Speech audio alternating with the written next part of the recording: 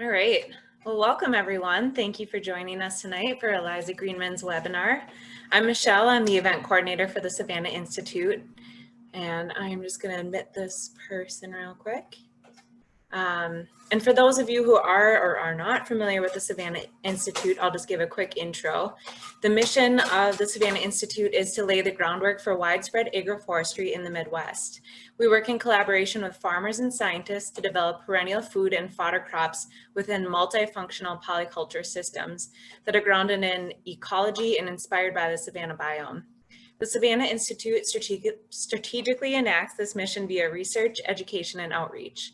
If you're interested in becoming more involved, our website has a plethora of information. You can join us at the other webinars. You'll find that on our events page. You can go to our website and download our free book called Planting Tree Crops, or you can support our organization by donations. And so I'm going to hand this over to Eliza, still admitting people here, and I'm going to mute myself, and I just ask that everybody else stay muted during the presentation, and at the end we'll go through some question and answers. So thank you, Eliza, and take it away.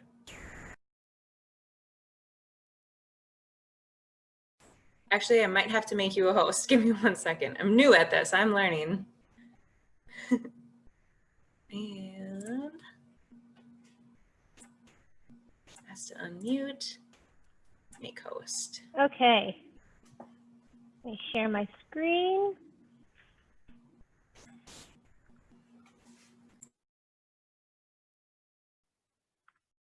I'll get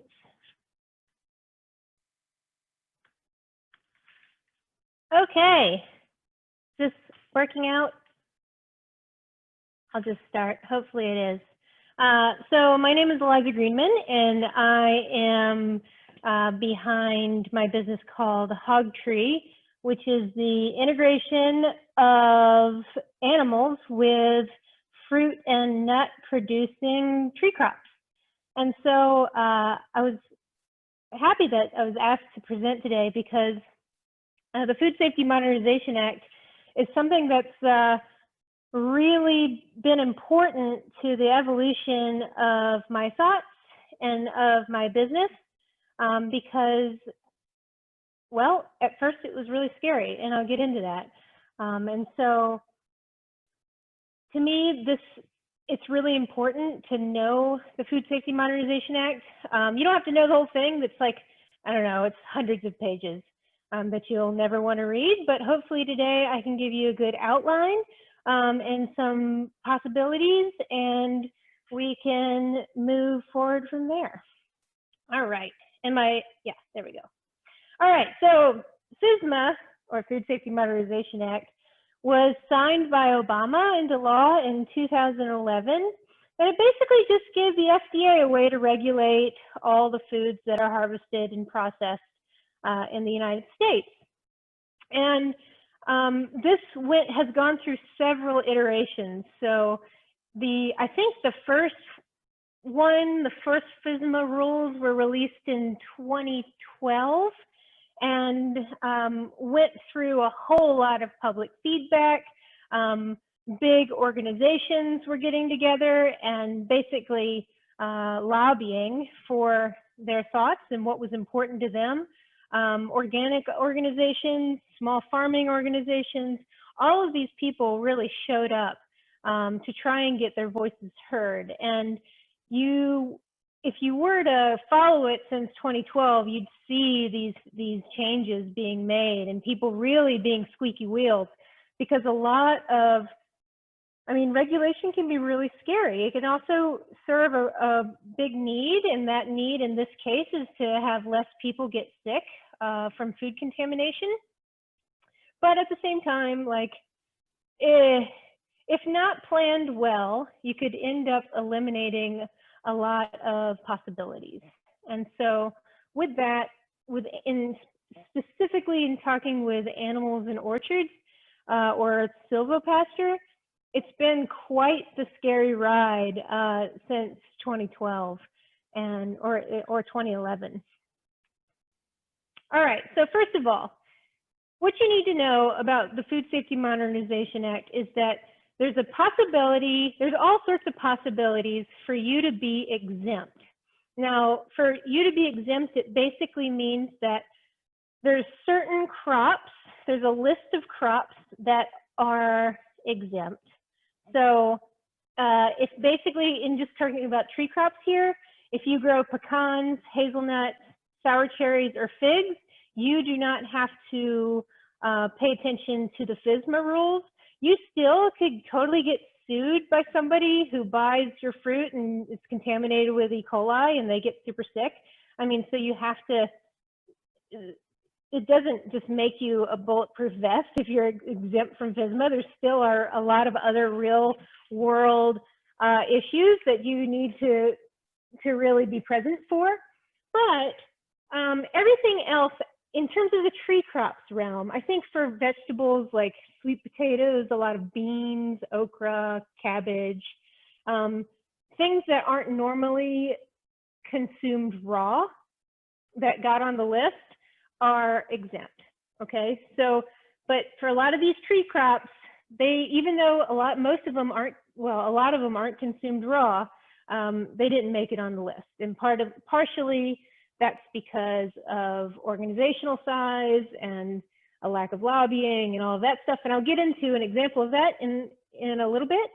But anyway, you can still be FSMA exempt.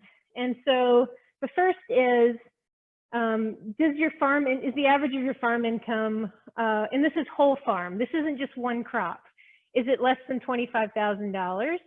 If it is, you're exempt. And that's the average of 3 years. And that policy came along because two congressmen who saw, I can't remember their names right now, saw this happening, FSMA coming down the pipe, and they were like, ooh, this could really be tough on small farmers. And so they paved the way for this exemption. A lot of larger ag enterprises do not like this. You will see it completely poo-pooed on large agribusiness sites and whatnot, that small farmers don't have to participate. Oh well. All right, so if you are less than $25,000, you're exempt, okay? If you're not less than $25,000, are you less than $500,000 in terms of all on-farm income? Most people I know are. Actually, I don't think I know a single farmer that isn't under $500,000 for the last 3 years. Okay, so if you make more than $500,000, I'm sorry, you gotta fully comply with FSMA. If you don't, you have the potential to be exempt, and that just depends on who you sell to. And so if you sell more than half of your crops direct to consumer or to a restaurant, then you're exempt. And the thought with that is these people are going to then take the goods and they're going to cook them or they're going to process them into like a heated product or whatever. And they also carry like a lot more insurance and things like restaurants do, for example. So anyway, you're exempt that way. If you're not, and you don't grow the exempt tree crops, so if you don't make less than 500 or more than, sorry, if you don't sell 51% of your crops to a restaurant or direct to consumer, and you are not growing the exempt tree crops, then you have to sell to a processor. And so if it makes shelf-stable goods, you're good. Because once again, they're adding heat or they're adding yeast or something to get rid of the dangerous pathogens that are the reason why this all came about in the first place. Also, there's where your customers sign basically a disclaimer. You more than likely will have to do that if you go back to like if you sell to direct to consumer, you probably have to have them sign a disclaimer saying that they will cook and process your crop. That is the nutshell of FSMA. However, farmcommons.org has put together an amazingly detailed FSMA flow chart. So you can just go to farmcommons.org and download it. It's way more detailed than I ever thought to put into it, and so definitely check it out. I talked to them last month. They're a pretty amazing organization, sort of a food-based lawyers who are really working towards finding some solutions, finding some options in the silvopasture or animal integrating livestock into agriculture circuit. And so farmcommons.org is really great, and I would just keep going there because it's an awesome resource. Okay, so animals in orchards. This is my whole thing, and it's what my whole business is built off of. I mean, I've traveled extensively around the world. My beginning passion was apples, and in trying to figure out how to grow apples more sustainably, I learned that I need animals to do so. And it doesn't end at apples either. It just keeps continuing on to all sorts of other tree crops. And in doing so, I mean, it's been a whirlwind of information and such. And then when having to tackle FSMA, it's a whole other thing. But animals in orchards make a lot of sense. And the reasons are, trees provide shade to livestock. So just as an example, I have pigs, well, not right now, but last year's pigs, for example, were in shade almost all day, and their rate of gain, so their feed efficiency, was up 30% from the previous year when I had pigs in a pasture with young trees that didn't provide any shade. So shade is, it just reduces the heat stress. It's really amazing. And if you dig into the literature, you find this over and over and over again. So it makes sense for all sorts of animals. So it makes sense to have trees and pastures. Industries, tree-based industries will often use livestock to keep the grass down. Once again, it's just that also lowers costs. You don't have to pay somebody to mow. You don't have to pay for the upkeep of a mower. Livestock integrated into an orchard really do help reduce pests and disease if you manage correctly. Trees get fertilized, and at the end of the day, your income is diversified. So if you have a no crop year, it's very likely you can have a meat year. If you have a heavy crop year, you can have both. So it's a nice fail-safe measure to have them in orchards. All right, so this produce rule, though, is really what we are concerned about in having animals in orchards. Because basically all tree crops, aside from the ones that are exempt, fall under the non-exempt produce rule. And, it's unfortunate because a lot of tree crops then they're placed in the same category as spinach or, something else that really grows along the ground. And so there's a lot of arguments to be had with that, and a lot of thoughts that I'll get into in a little bit. Also, my thing is here. Let me see if I can move it. Okay. So in FSMA, it basically says that this rule requires you guys, the farmers who are working with grazing animals, to really think about this and to not grow contaminated crops. Like, your goal here is to grow safe crops. And of course it is. Like, I don't want to grow fruit that's covered in E. coli or salmonella or something like that. And so it's really about, at the end of the day, it's about taking the protective measures necessary to prevent that. Now, even though that's at the end of the day, that's a whole lot to unpack because preventative measures vary drastically between a tree crop and spinach. So when it first came out, FSMA, the first ruling came out in like 2012 or around there. It had a 9-month window between raw manure deposition and crop harvest. And so what that means is if you're going to harvest your apples in September, you can't have livestock in that orchard, and you have to take them out by December. So basically, they're only providing, in this rule, the livestock would only be providing a cleanup mechanism for your orchard. It wouldn't be helping you to have grass, it would, to mow grass. It wouldn't be helping you for nutrient deposition. That might even be hurtful with so late in the season. It just eliminated all practicality to have it at 9 months. And thankfully, people threw a fit. And one of those people, and by people I also mean organizations, threw a giant fit.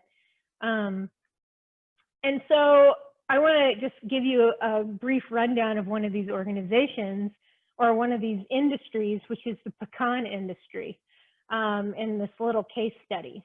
So across the South and into the Midwest, following the native pecan belt and then also the commercial pecan belt, cattle have been grazing in there for as long as people have been, well, I guess for as long as, I can't speak to indigenous cultures because I don't know, but once white men arrived, cattle have been in those orchards, and or in those either wild stands or planted groves or whatever. And the reasons are because it makes sense. I think I have a next slide about that. Nope. It makes sense, like they keep the grass down. A lot of pecans are harvested by shaking. So they get a machine in and they vigorously shake the tree. And those pecans then fall on the ground and they use a sweeper to come and sweep up all the nuts. And so it's mostly like not really human powered, the harvest is. And so if they didn't have the cattle, they'd have to pay money to mow. And they're also not getting lease, like the orchardists aren't getting lease rates for their land to have cattle, or they're not getting any beef off their land. And so it just wasn't working. And FSMA at first had pecans on the list for non-exempt, as in they were rarely eaten raw. And so the pecan industry looked at that and they're like, ugh, a 9-month exclusion window for livestock in here, that just doesn't make sense. And especially it doesn't make sense in the more northern regions of the pecan belt, that are probably they're in zone 6, maybe even like 5B, 5A, 5B, where the native range extends. And they're like, man, our season is,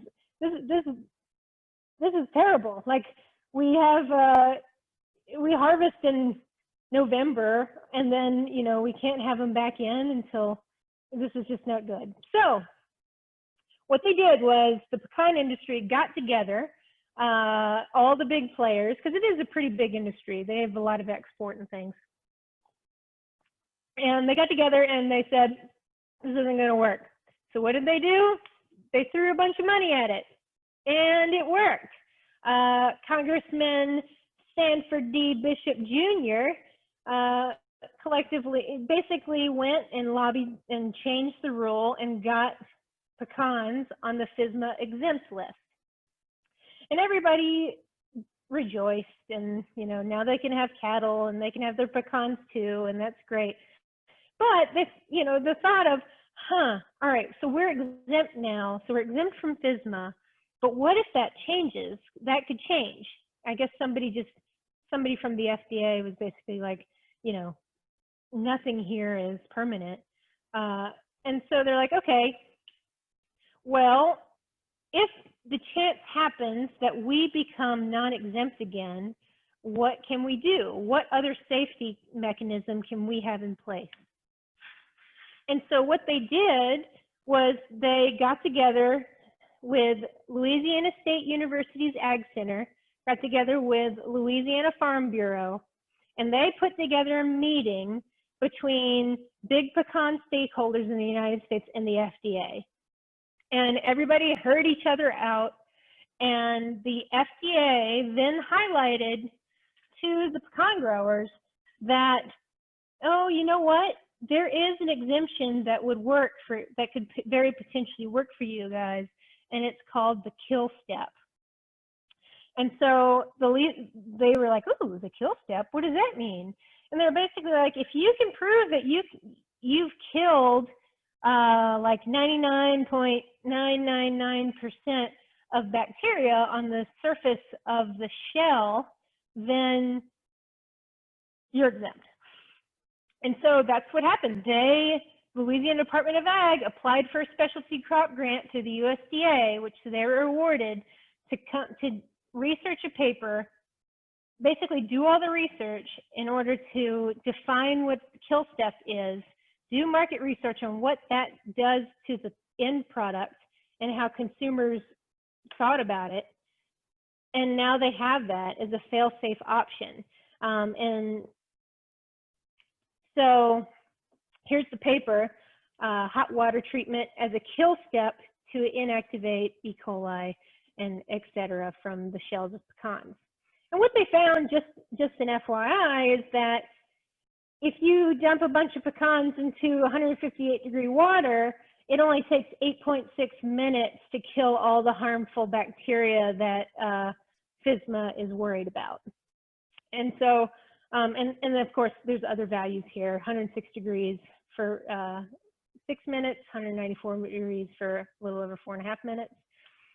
And so this to me was really amazing because it's a secondary step that seems completely doable for maybe some more novel crops that exist. And a lot of that is because, you know, they applied for crop grants. They, you know, this research was funded by the government. And so, you know, this seems worthwhile to me in moving forward with other nut crops. But also, I will say, this study also included marketing. And so they had like blind taste trials and of these new, you know, the pecans that had gone through the water versus raw pecans. Both of them were roasted, and they had these taste trials. And the consumer liked the ones that had gone through the hot water bath more so than the raw. All right, so this is the kill step rule in the most recent FSMA document, just in case, 21 CFR 112.2A3, that basically says it's, you know, a commercial processing to kill all these microorganisms that can cause trouble, like, you know, you're in the clear then, you're eligible for exemption. And by commercial processing, that just means basically having a commercial means to sterilize or like, you know, I worked for a hard cidery years ago, and we had to pasteurize the cider just for a couple reasons. And a hot water bath was considered a commercial implement, so it worked. All right, so like I said, I think there's a possibility for other nut crops being grown because, you know, chestnuts are not considered exempt under FSMA. And so I talked with Greg Miller of the Route 9 Chestnut Collaborative or Cooperative, and he was saying that he's basically saying more research needs to be done because currently the chestnuts undergo 120 degrees for 30 minutes to kill weevils inside. But I've read, so with chestnuts, it gets a little bit weird because they're alive. And so if you kill the chestnut, its shelf stability just plummets and quality plummets. And so, you know, I've read co-studies with like mung bean, for example, that's used for sprouting. And they've hired researchers or universities basically to do this work for them. And mung bean found that 90 seconds at 90 degrees centigrade. So I don't know what that is right now off the top of my head in Fahrenheit, but That 90 degrees centigrade for 90 seconds and then 30 seconds thereafter in a cold bath kept the mung bean itself alive and also completely eliminated all of the harmful microorganisms. And so I think that there could really be some further work done on chestnuts, and also the shells on chestnuts are antimicrobial. So I think there's some hope there. As for walnuts, I've never yet read a study of walnuts having been tested in shell for harmful microorganisms. It's always cracked out walnuts. And walnut meat. And so if this were to happen, I think that they are more successful in a hot water bath than chestnuts are.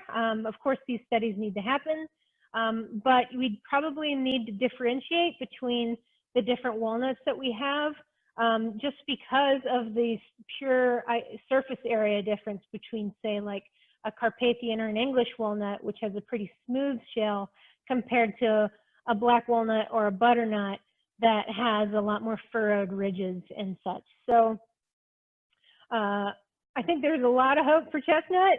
In terms of walnut people getting their act together, probably the English walnut side of things will do that, since California has a pretty large presence in that regard.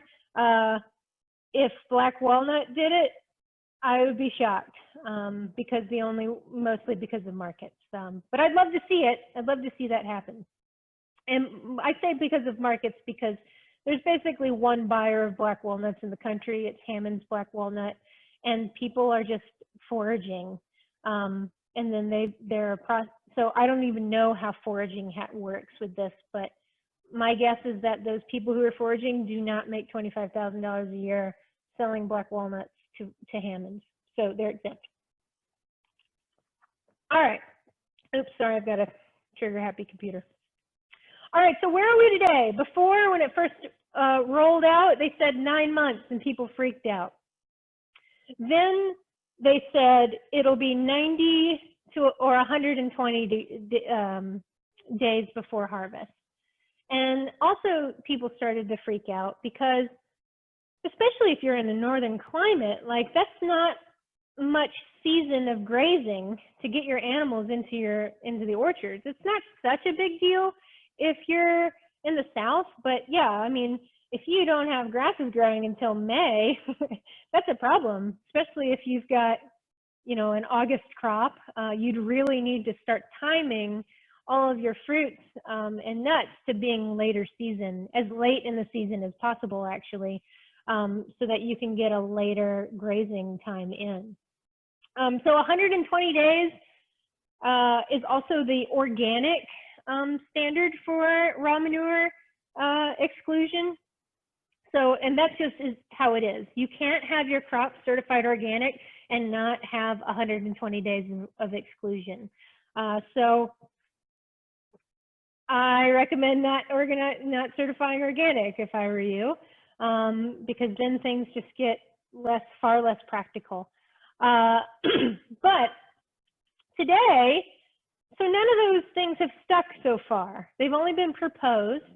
And in the final ruling, which I believe was released late last year, they're only suggesting 90 to 120 days of exclusion. And that's suggestion is a placeholder for them to do more research and figure this out, because they're asking a lot ultimately, and I'm thankful for that. But we're still in murky territory with the raw manure exclusion, because whenever they decide to implement 90 or 120 days, I don't think it'll be any worse than that, but whenever they decide to implement it, you need to be ready. And so what I think it's really important, since, I mean, a lot of people who are watching this podcast or this YouTube video and webinar are thinking about starting up and not necessarily established tree crops growers, I think it's really important to guide your business plan towards areas that put you more so in the clear, given the 90 or 120 day exclusion if you're growing non-exempt crops. All right, so let me skip here. What that means is, like, going back to the other, one of those first slides that I'm not going to go back to, but I'll tell you about it. It means that you need to consider your markets. And so if you sell 51% of your crop direct to consumer or to a restaurant, then you're exempt. And of course you gotta make less than $500,000, but you're exempt then. So also if you sell to a processor that makes shelf stable goods, you're exempt. And so that's really where, in my mind, that's where I'm headed 100%, is I'm selling basically only to processors or restaurants for the most part. And that's just to take the liability off of myself, but also to give me some exemptions. And at the end of the day, like, hopefully make some things a little bit easier for me. The almond industry has released sort of a guide to their growers. So the almonds aren't exempt. And it's amazing to me that they didn't get on it in time to lobby to get off that list. But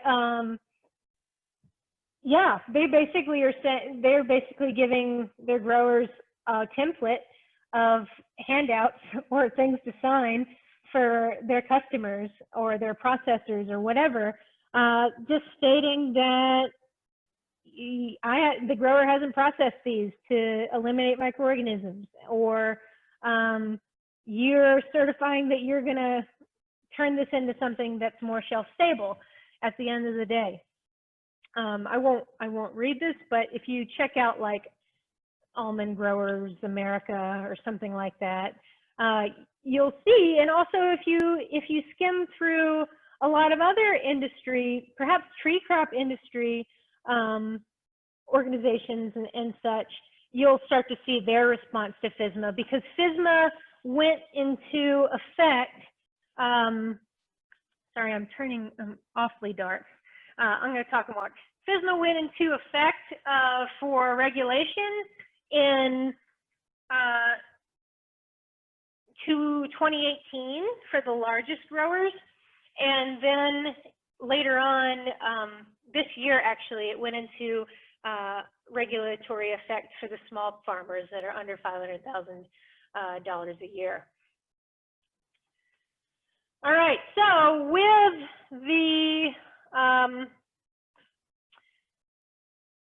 this wait, this 90 to 120 day wait, in terms of exclusion, what else can we do?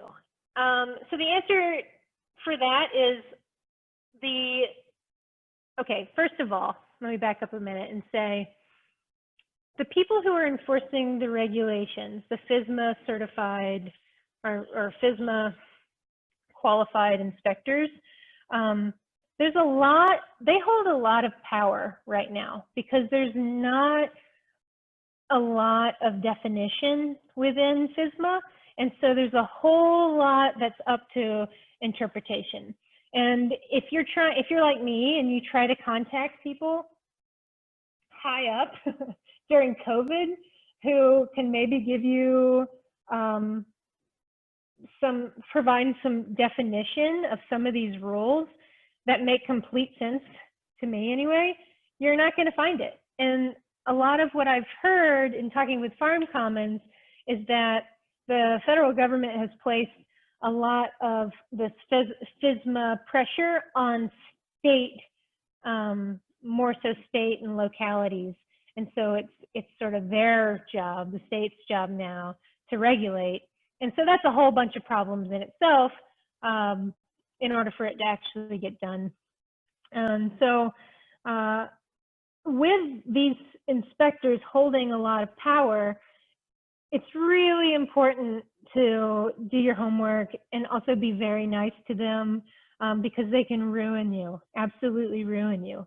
And so by being really nice, you know, maybe it's just in tone of voice or whatever, but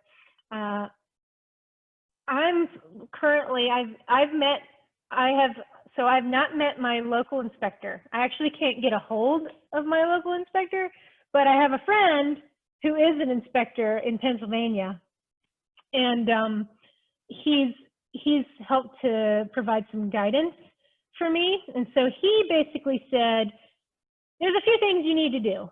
And the first thing is you need to collect you need backup for everything you're doing. Because for me, and for a lot of you who are listening to this, it's important.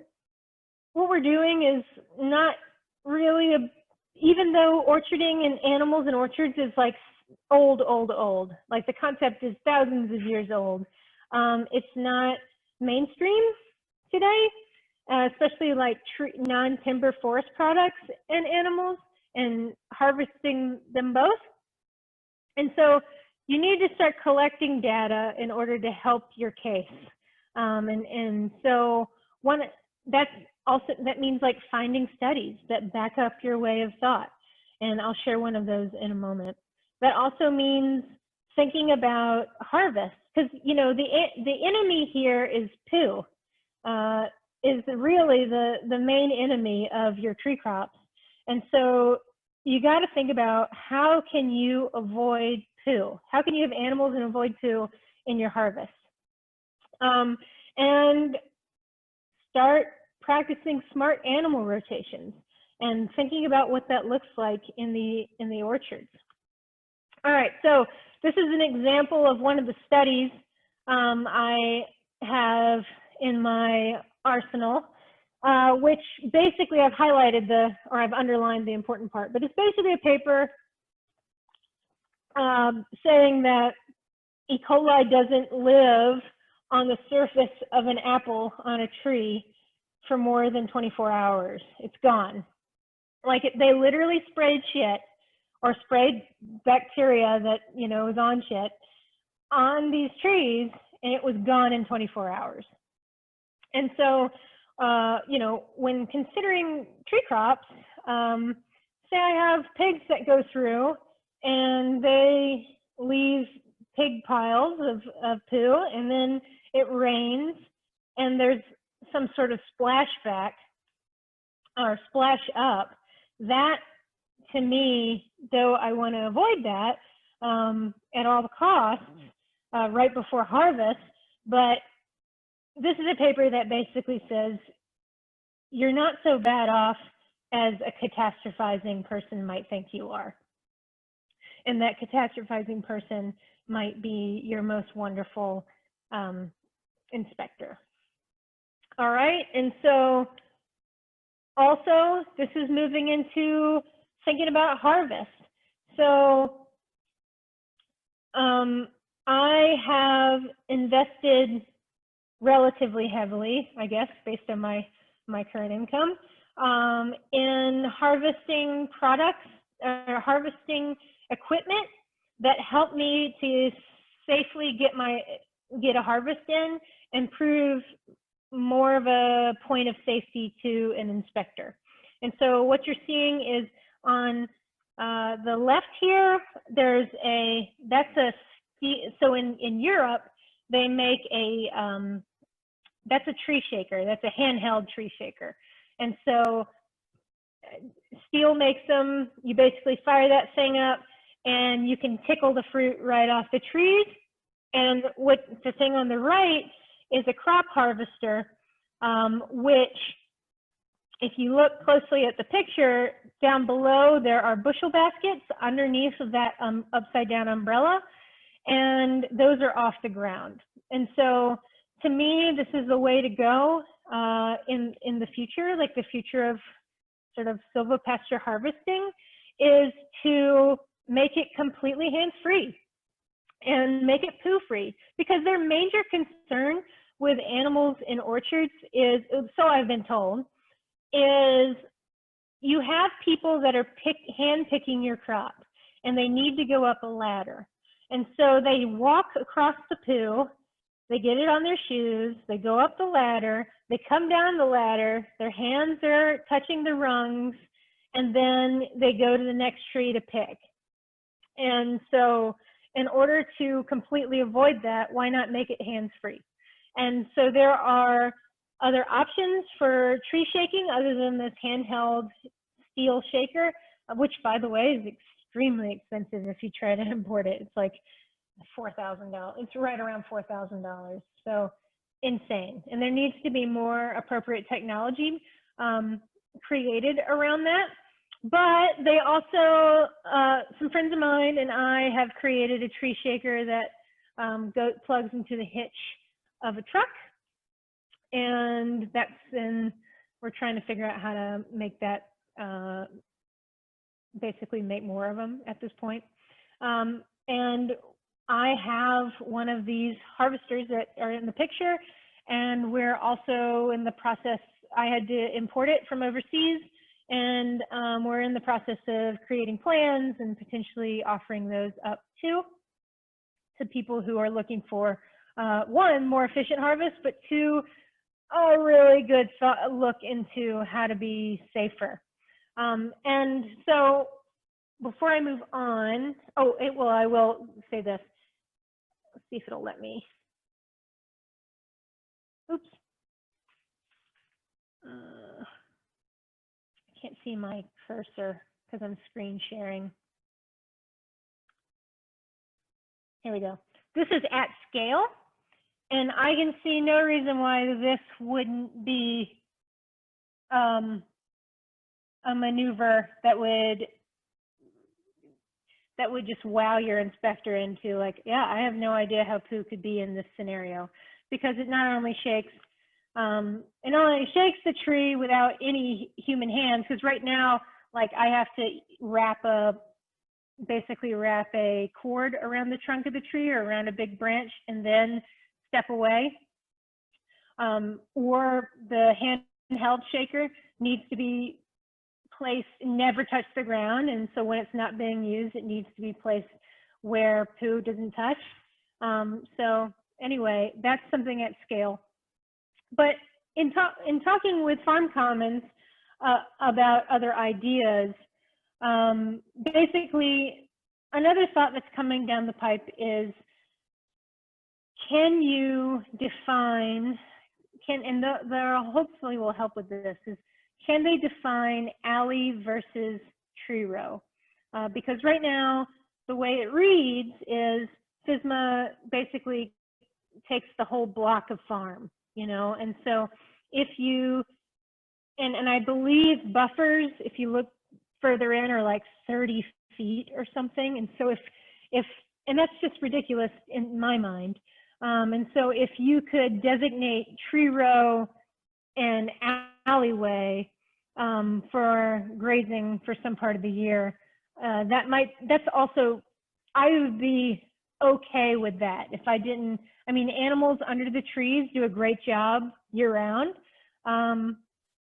but I would be okay if we could separate alleyway from orchard row in order to, one, the workers, you could have somebody come, if you didn't have a tree shaker, you could have somebody basically picking from the orchard row, which was delineated not to have any manure.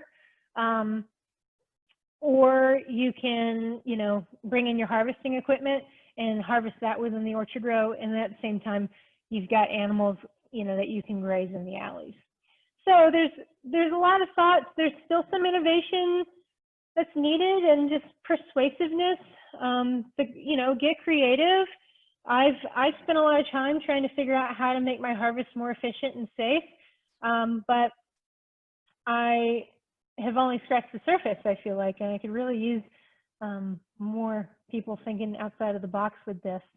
And also, like, yeah, helping to put together an arsenal for information, to have like really nice, fun talks with an inspector, or further up the chain. Even though going further up the chain is quite difficult right now, it'll be hard to find somebody. At least it's been really hard for me to have a conversation with anybody about FSMA. So that is my crash course in FSMA and orchard animals and orchards and silvopasture. And I'll open it up for questions, I guess. I think I can do that.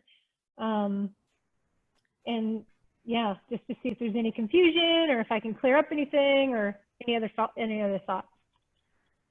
Yeah, thank you so much, Eliza. That was amazing and super informative.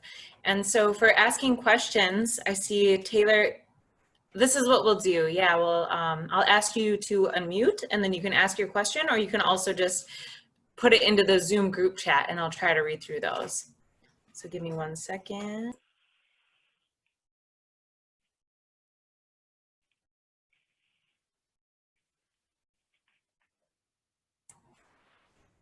Taylor, I am trying to ask you to unmute yourself so you can ask your question. Oh, Taylor's question is 51% by dollar or by crop weight? By dollar. It's 51% of sales. Gotcha.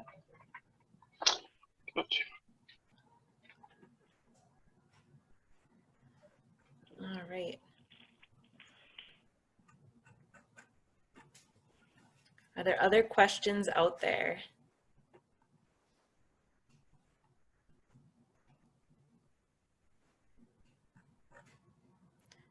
You must have covered everything pretty well. Woohoo! All right, well, if, or I mean, even just conversation, if people want to have a conversation, that is also welcome. Doesn't specifically have to be a question. Jessica says, thanks so much for the information. I'm an extension educator and was just curious to learn more. So no questions right now. Thanks again. Cool.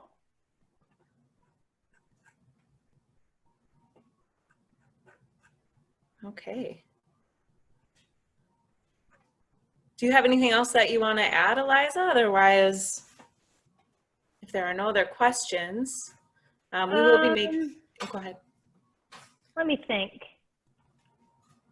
So right now, not really. I think I added just about all my thoughts for the time being. I was trying to think about how I can talk about mulberries with all of this, but mulberries are a dear love of mine. And they're also a great feed for livestock, the berries and the leaves. And so for me, it's just going to it gets really complicated when you start to, if you think about it in like a permaculture way, like your orchards in a permaculture way, it gets really complicated because that 90-day exclusion could keep your May, like, so I have May, the month of May and June are when my mulberries are ripe. And then August and September and October are when my apples start to ripen. Well, some of them ripen in June. But so it gets really tricky with all of that as well. And so that just goes back to say, for mulberries or something like that, it would be really tough for me to sell them direct to consumer, even though that is part of an exemption, just because I have livestock underneath those trees pretty regularly through that. So, I mean, things can get super complicated, but there's information out there for almost everything you want to do. You just got to dig. So Grant is wondering, for the mulberry tangent, are you selling Hicks and Stubbs? Maybe. Those are everbearings, so they drop for around 3 months where I am in zone 7A, and they drop for longer the warmer you go, and they drop profusely. And I'm trying to root a bunch of cuttings right now, and if those succeed, they'll be for sale in the fall, and it's looking promising. So cross your fingers. Fingers crossed. Taylor is wondering, does pecan still have an exemption, or is the hot water bath required at this point? it still has its exemption. The hot water bath is just a fail-safe measure. And Grant is wondering, how does FSMA affect U-pick orchards? That's a good question. I think you're fine as a U-pick orchard. The issue is more than likely you're going to have your customers sign a waiver. Your main issue is going to be your insurance policies that you're carrying. But I think as far as exemptions go, if you are selling a large majority of that crop, 51%, in combination or whatever, sorry, of the dollars of that crop, in some sort of combination between because that is direct to consumer. It's just you're putting more of your, you're more susceptible to lawsuits and whatnot if you do have a bacterial infection or microorganism infection. But I think you're clear, just be smart about all of this.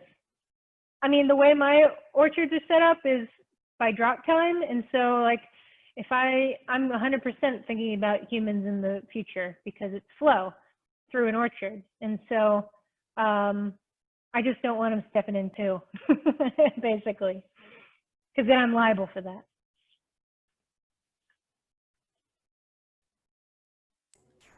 Well, this was wonderful. I think I don't see any other questions. And I just want to let everyone know that this will be available on our YouTube channel, and we're going to be putting it on Facebook Premiere. So if you want to watch it again, if you didn't take notes and you were wondering something, it'll be available to you. Yeah, thank you so much, Eliza. Hey, thanks. Sorry I'm a shadow now, but oh well. That happened to me last time. It's crazy how fast the sun changes. Yeah, for sure. Yeah, well, thanks for having me. This has been fun. Great. Well, everyone have a wonderful evening. We hope to see you again, and thank you. Bye. Bye.